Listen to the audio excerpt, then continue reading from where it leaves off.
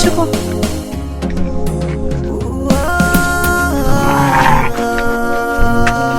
Yawwa ku shigo.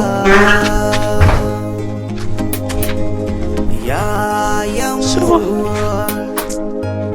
Je ka ɗaure shi a jikin dish ɗin can.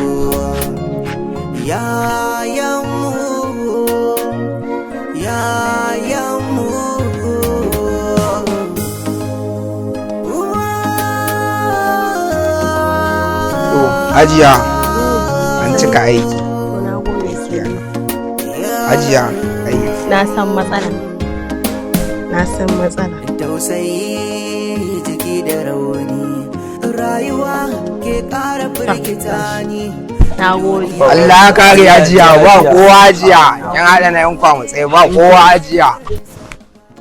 Anti Tima, an kawo mana ragon layyan ne? To, ba gwara mu ma mai layyan ba? Shi ne na kawo mana rago wasu ko heresi da bera in ana yi. Gaskiya Anti Tima na yi farin ciki sosai. Allah ko kanwata ai haka ake so. Yaya baka ga abin alkhairi ba ne? To, kanwana, wani abin alkhairi kuma? Yanzu tsaya, yanzu kin tabbatar da cewa wannan da kuɗin halatta siyo ragon nan? Bari fa ki sani,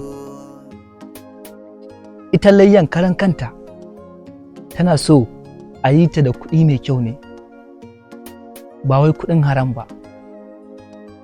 Kin ji ko? Amma dai yaya ba ga dai shan kawo mana ragon layyan ba kuma za mu yi layyan mu ci nama? Dakata Halima, ke yarinya ce.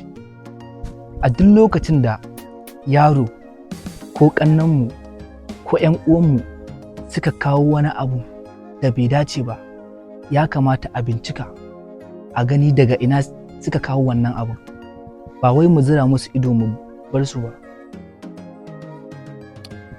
Gaskiya ne yaya, to Allah ya sa mu dace.